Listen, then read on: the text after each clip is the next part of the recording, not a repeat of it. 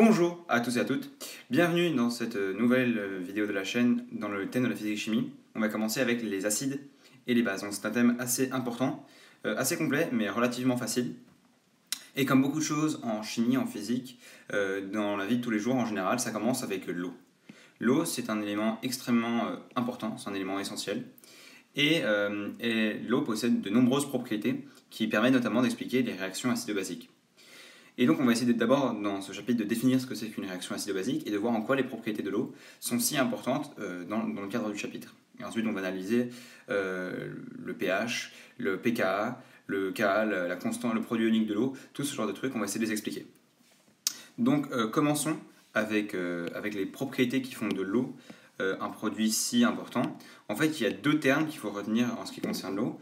Le premier c'est que l'eau c'est un ampholyte ou une espèce amphotère. C'est un mot qui semble compliqué, mais on va voir ce que ça veut dire. Et deuxièmement, c'est que l'eau peut subir l'autoprotolyse. Alors ça aussi, c'est un mot assez barbare. Mais en gros, ces deux termes, ils expliquent les propriétés physico-chimiques de l'eau et son unicité dans le monde des acides et des bases. Donc on va d'abord essayer de définir ce que c'est que l'autoprotolyse de l'eau. En fait, ça semble très compliqué, mais ça veut dire, en gros, que l'eau est capable de se scinder. En fait, que deux molécules d'eau peuvent se scinder mutuellement. Prenons un exemple. On a deux molécules d'eau en solution, tranquillement en train de se balader dans un bécher. On écrit leur formule de Lewis. On n'oublie pas les deux doublés non liants, c'est-à-dire les paires d'électrons, c'est ça là, à côté de l'oxygène. Donc chaque petite barre, ça représente une paire d'électrons. Voilà, les deux molécules d'eau sont à côté. Et ce qui se passe, c'est qu'il y a une polarisation des liaisons oxygène-hydrogène. Pourquoi ? Parce que l'oxygène est très très électronégatif, beaucoup plus que l'hydrogène. Et donc, ce qui se passe, c'est qu'il va y avoir une accumulation de charges négatives. À côté de l'oxygène, en plus des doublés non liants, qui sont déjà des zones négatives. Et les hydrogènes vont être plutôt chargés positivement. Pourquoi ? Parce que l'oxygène attire les électrons de la liaison. En fait, il y a plus d'électrons du côté oxygène que du côté hydrogène. Et c'est la même chose pour l'autre molécule d'eau. Et donc, il va y avoir une interaction entre la charge plus, le delta plus de l'hydrogène, et le doublé non liant de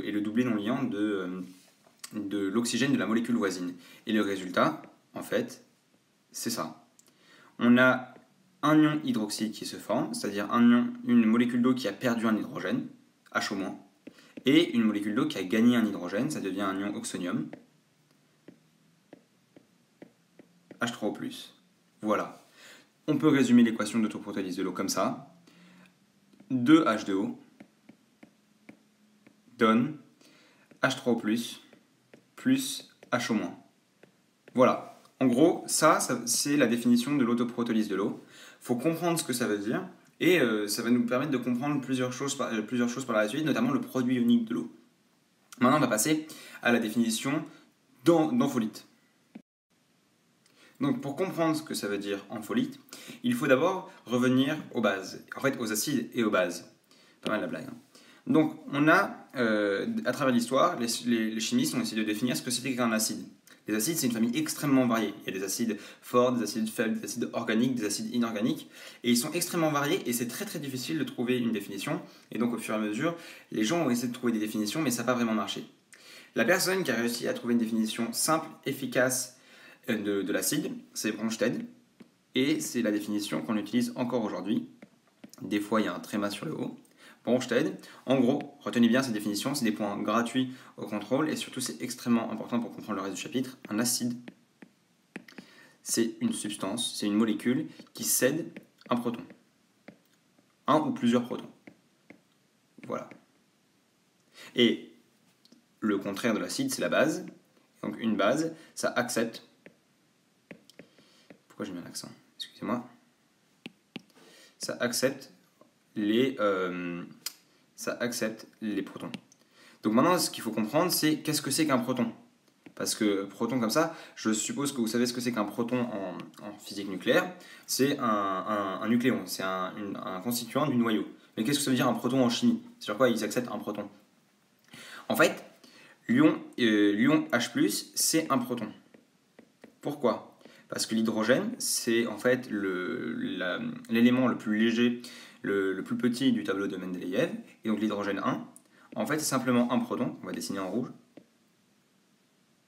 entouré d'un électron. Voilà. en fait, autour duquel gravite un électron. Et donc du coup, bah, si on enlève cet électron pour faire un ion, le résultat c'est H+. Et forcément, il reste qu'un proton. Donc voilà en fait ce que veut dire Bronsted dans sa définition. Un acide, c'est une substance qui cède un proton, et une base, c'est une substance qui accepte un proton. Donc, maintenant qu'on sait ce que c'est qu'un acide et ce que c'est qu'une base, on peut voir ce que c'est qu'une substance ampholyte.